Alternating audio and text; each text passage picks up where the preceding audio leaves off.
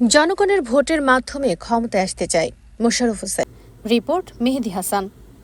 বিএনপির স্থায়ী কমিটির সদস্য সাবেক মন্ত্রী ড খন্দকার মোশাররফ হোসেন বলেন, ফ্যাসিস্ট হাসিনা যেভাবে স্বৈরাচারী আচরণ করেছে সেভাবেই জনগণ তাদেরকে বিতাড়িত করেছে এদেশের মানুষের উপর নির্যাতন করার জন্য। নেতাকর্মীদের না বলে এই শেখ হাসিনা তার বোনকে নিয়ে বাংলাদেশ থেকে পালিয়েছে। এই আওয়ামী লীগের বিরুদ্ধে ১৫ বছর কিসের জন্য আন্দোলন করেছে তা জনগণকে বুঝাতে হবে। পতিত সরকারের কর্মীরা বাংলাদেশ নিয়ে নানা রকম ষড়যন্ত্র করছে। এদেশের জনগণ এত নির্যাতন সহ্য করেছে তা এত সহজে ছেড়ে দেবে না। শেখ হাসিনার সাথে যারা ছিল তারা ব্যাংক লুট, বিদেশে টাকা পাচার ও চাঁদাবাজি করেছে। তিনি বলেন, বিগত ১৫টি বছর আমরা গণতন্ত্র পুনরুদ্ধারের জন্য, ভোটের জন্য, সার্বভৌমত্ব রক্ষার জন্য আন্দোলন করেছি। অন্তর্বর্তীকালীন সরকার বেশি দিন থাকতে পারে না। তাদের প্রতিশ্রুত অনুযায়ী জনগণের সরকার প্রতিষ্ঠা করার জন্য ভোটের মাধ্যমে নির্বাচিত সরকারের নিকট দায়িত্ব দেয়া, নির্বাচনের ব্যবস্থা করা।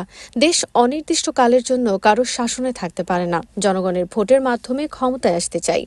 শনিবার সকাল 10টায় দেশে গণহত্যাকারী, খুনি, ফ্যাসিস্ট এবং পতিত স্বৈরাচার আওয়ামী লীগের সন্ত্রাস, নৈরাজ্য, ষড়যন্ত্রমূলক কর্মসূচির প্রতিবাদে এবং প্রয়োজনীয় সংস্কার শেষে দ্রুত দেশে জাতীয় সংসদ নির্বাচনের ঘোষণার দাবিতে দাউদকান্দিতে আগামী 8 ফেব্রুয়ারি বিশাল এক জনসভা অনুষ্ঠিত হতে যাচ্ছে। জনসভাটি সফলভাবে বাস্তবায়নের লক্ষ্যে দাউদকান্দি উপজেলা বিএনপির প্রধান কার্যালয়ের সামনে অনুষ্ঠিত প্রস্তুতি সভায় প্রধান অতিথির বক্তব্যে এসব কথা বলেন তিনি। নেতাকর্মীদের উদ্দেশ্যে আরও বলেন, আওয়ামী লীগ যে অন্যায় করেছে সেটা যেন বিএনপির নেতাকর্মীরা না করে সেই নির্দেশ করছি। ক্ষমতায় না আসা পর্যন্ত আপনাদেরকে ধৈর্য ধরার অনুরোধ করছি। 15 বছর অনেক কষ্ট করেছেন, সেটা ধরে রাখতে হবে। জনগণ যেন আমাদেরকে বলতে না পারে যে বিএনপি ও আওয়ামী লীগের মতো শুরু করেছে। দাউদকান্দির তিতাসকে ধানের শীষের ঘাঁটি হিসেবে তৈরি করতে হবে।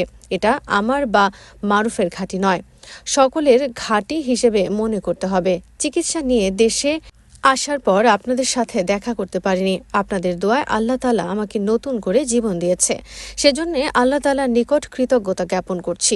প্রস্তুতি সভায় পৌর বিএনপির আহ্বায়ক নূর মোহাম্মদ সেলিম সরকারের সভাপতিত্বে বক্তব্য রাখেন বিএনপির নির্বাহী কমিটির সদস্য ড খন্দকার মারুফ হোসেন সহ অন্যান্য নেতৃবৃন্দ।